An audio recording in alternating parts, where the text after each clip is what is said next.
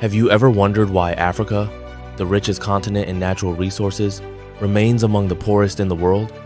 Why, despite more than 60 years of independence for many of its nations, Africa still struggles with poverty, underdevelopment, and political instability? The answer isn't just in the past, it's in the systems still operating today. To understand why Africa cannot escape the West's trap, we must begin at the root: colonialism. Colonialism wasn't simply about taking land.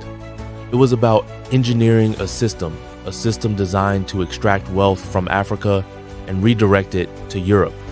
Colonial powers didn't just invade, they rewrote everything. Tribal boundaries were erased. Ethnic groups were merged or split without consent. Entire economies were restructured to serve Europe's needs. Cash crops like cocoa, cotton, and coffee were planted not for local consumption, but for export. Africans were forced to produce goods that fed European industries, not their own communities. When independence finally came in the mid-20th century, African nations were not left with strong, sovereign foundations.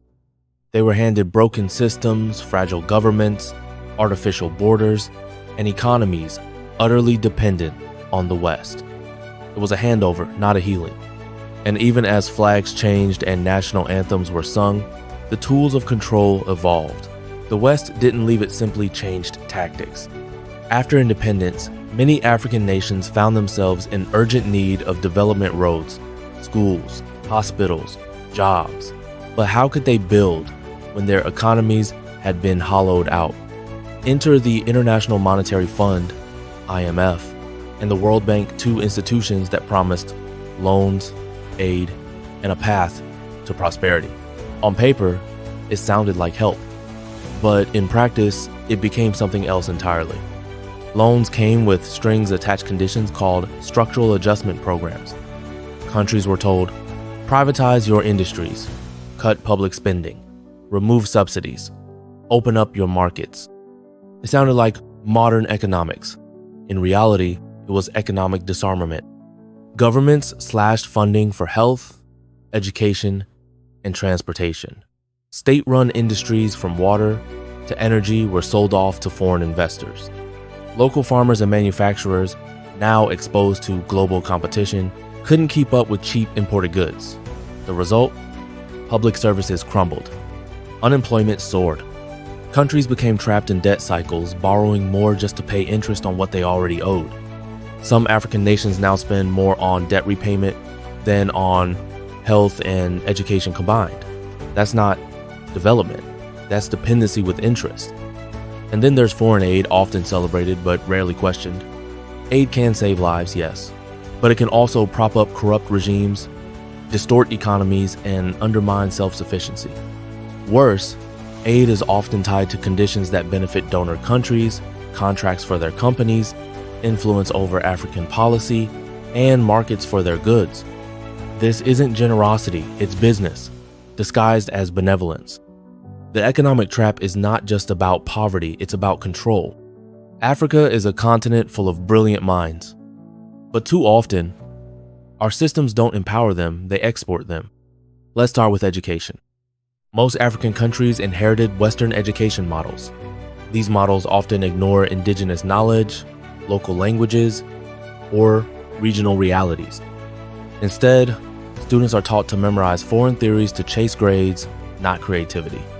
And what's the dream for many African students? Not to attend a top university in Africa, but to leave.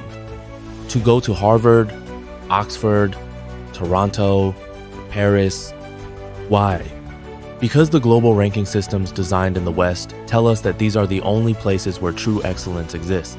African universities are underfunded, undervalued, and judged by standards that often ignore local context. The result is a system that tells young Africans that to succeed, they must leave. And many do. This is the brain drain.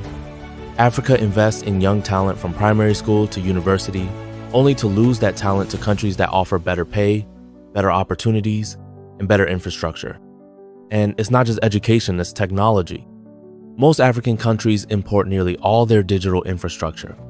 Foreign-made software, foreign-owned data centers, foreign technicians solving African problems. African innovators exist in Nairobi, Lagos, Accra, Kigali, but they're often underfunded, underpromoted, and undervalued. Instead of investing in local talent, governments and businesses turn to foreign consultants and multinationals. The result? Technological dependence. We're consumers in a global tech economy, not producers. And that has serious consequences for development, security, and sovereignty. Because if we don't own our data, our systems, or our knowledge, who really controls our future?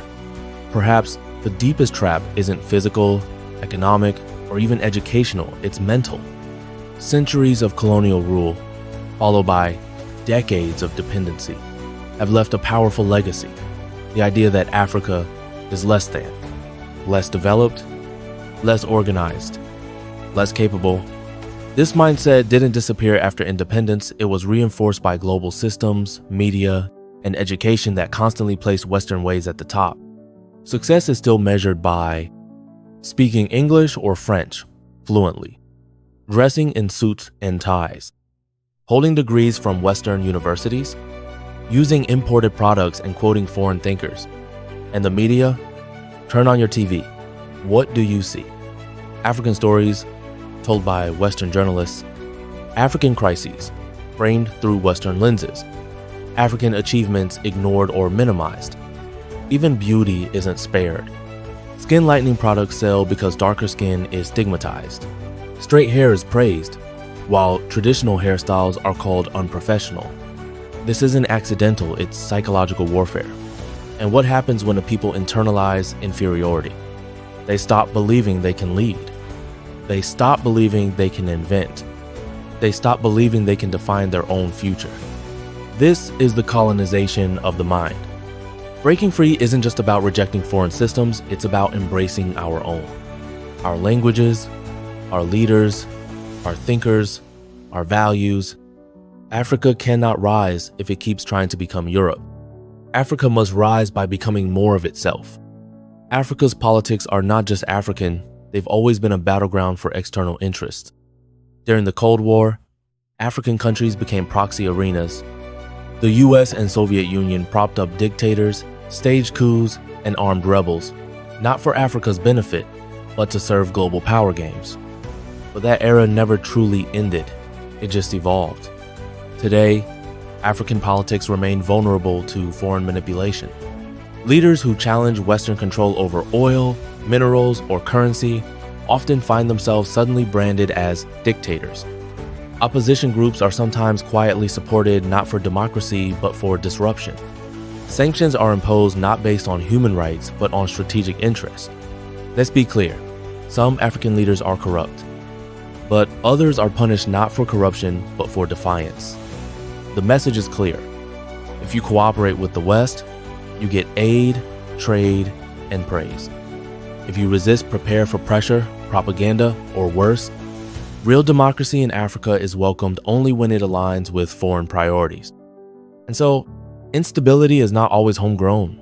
Sometimes, it's imported engineered by those who fear a truly independent Africa.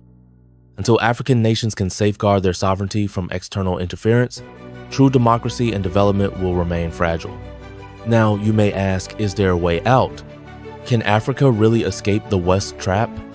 Yes, but it won't come from outside. It must come from within. The first step? Unity. Regional integration through trade agreements, like the African Continental Free Trade Area, can reduce our dependence on Western markets.